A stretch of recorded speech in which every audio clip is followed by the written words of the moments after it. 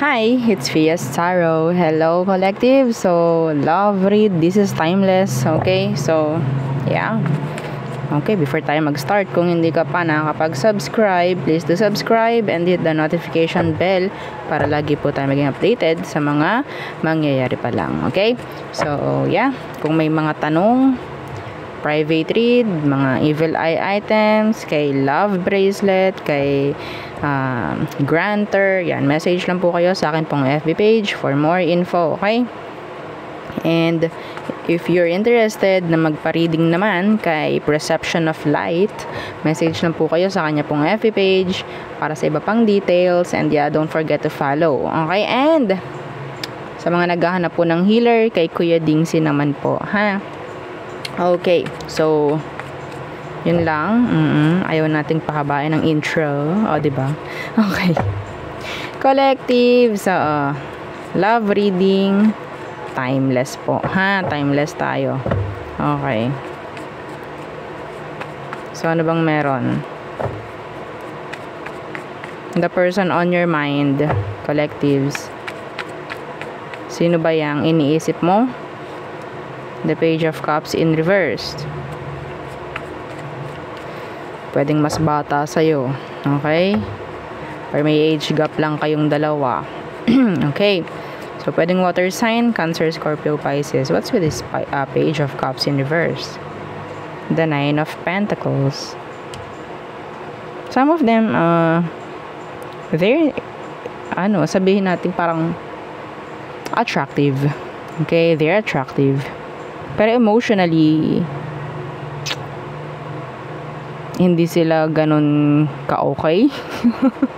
Immature. Okay? May pagka-immature pagdating sa emosyon. Okay? Pero yes, they're attractive. Mapalalaki, mapababae, kung naman ang gender niya. Okay? Yeah. Parang you're always trying na maging pasensyosa sa taong to, actually. Yeah.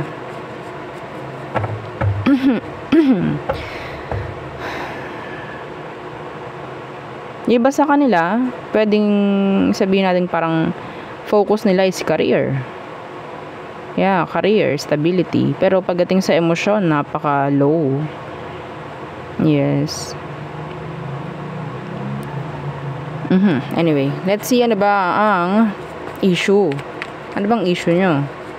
Ano bang meron sa inyo ngayon? Nakakuha ko dito ng ng iba sa inyo may crush to sa'yo, may crush ka sa kanya. Pero yun, iba yung energy na yun, ha? Okay? Tingnan natin kung ano magiging sitwasyon. Maalin doon sa nabanggit ko. Okay? Yung pwedeng immature at focus sa career, or itong may crush sa'yo. Okay? Or crush ka. Okay, let's see. Anong sitwasyon nyo ng taong to?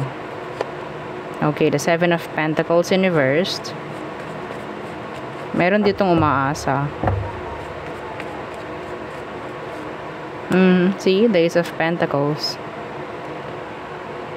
Na mapalapit. Gumawa ng effort, gumawa ng oras. Someone is into money. Yeah. Or sabihin natin may pera lang. So, situation, merong napapabayaan. Okay, yeah, the Hermit. Meron na ditong naghahanap, nagtatanong. Okay? Meron ditong parang gusto na lang palagi kasama or nakikita itong taong to. O siguro meron ng pagkukulang, no? May pagkukulang na siya. So, pwedeng ang energy ng taong ito is yung nagiging immature na pagdating sa connection and masyadong focus sa kaperahan, yan, mga ganan. Okay, so ano ba ang talagang emosyon ng taong to sa'yo, collectives? Ang daming earth sign dito, Taurus, Virgo, Capricorn. Yeah, si another, diba? Another earth sign. Okay, so emosyon para sa'yo is the Eight of Pentacles. Okay. And the Ten of Wands. Bakit nahihirapan to mag-focus? Or nahihirapan tong bigay ng effort sa'yo? The King of Cups is here. This person loves you. Actually. Alam niyang may pagkukulang siya. Alam niya. Yeah. The Six of Cups. Universe, alam niya.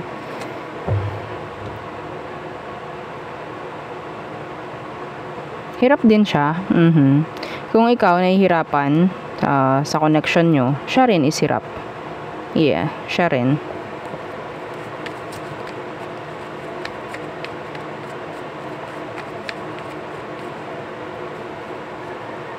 Yeah, this person wants you. Okay. So, yung iba rito pwedeng malayo kayo sa isa't isa. Okay, pwedeng LDR kayo. Yun nga lang, parang nawawalan na ng parang oras sa connection and puro trabaho, puro pera. Okay, puro stability ang nakukuha ko rito. Mahirap man sa kanya, okay, mahirap man sa kanya, collectives, yung sitwasyon nyo, parang kinakaya lang niya Opo, kinakaya lang niya. Okay, so hindi niya rin gusto to. Hindi niya rin to gusto. Sa totoo lang. Okay. So, hindi natin, hindi ko masisi. Actually, hindi ko masisi itong taong to. Do sa pagkukulang niya sa emosyon. Okay. Kasi talagang focus nito is stability. Yeah.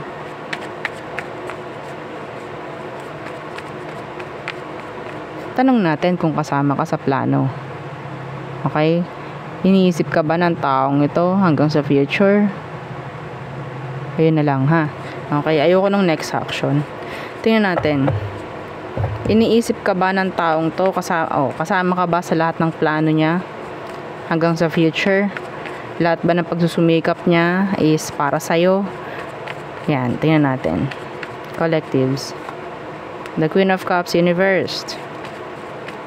So, talagang wala munang emosyon, no?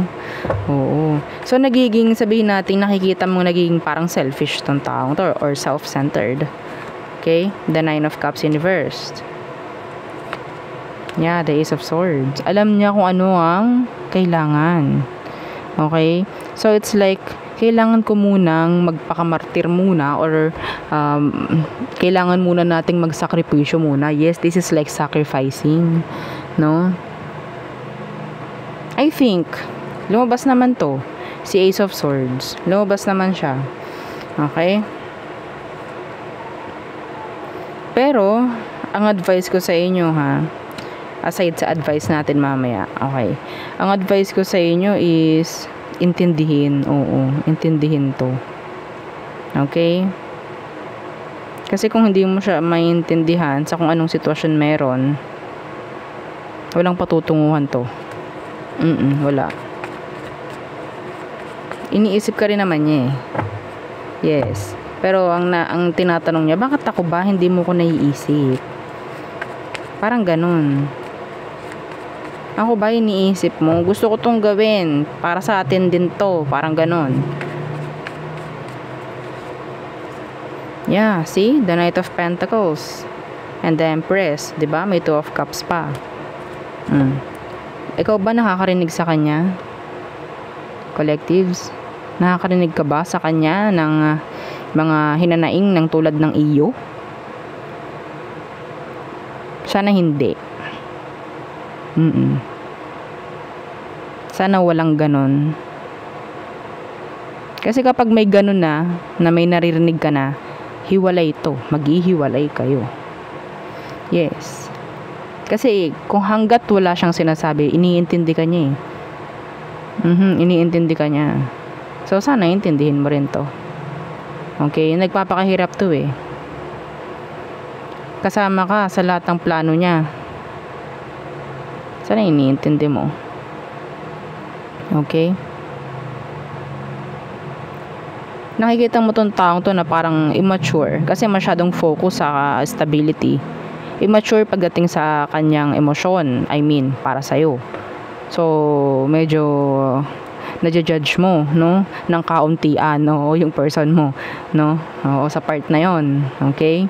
So, I think, medyo kumikipot ng kauntian rin, no? Yung ating pag-unawa dito sa tao.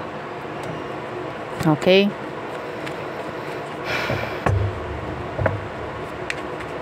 Ayaw rin naman niya to. Pero kailangan eh. Advice for the collectives. See? The four of wands in reversed. Dapat isang goal nyo nan. Kung hindi, mabubuwag.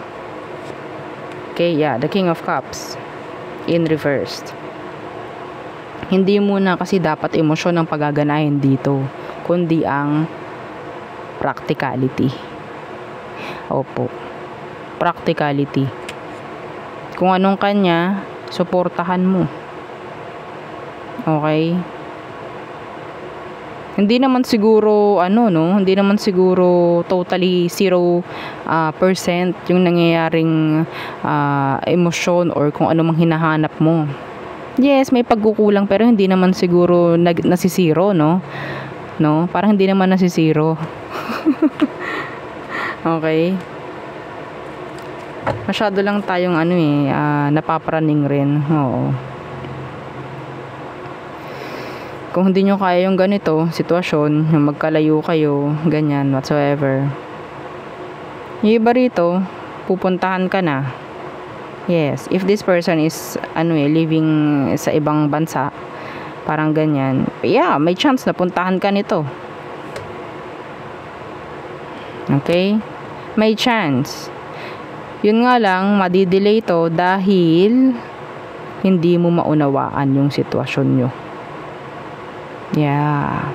This is so specific, mga collectives. Yeah.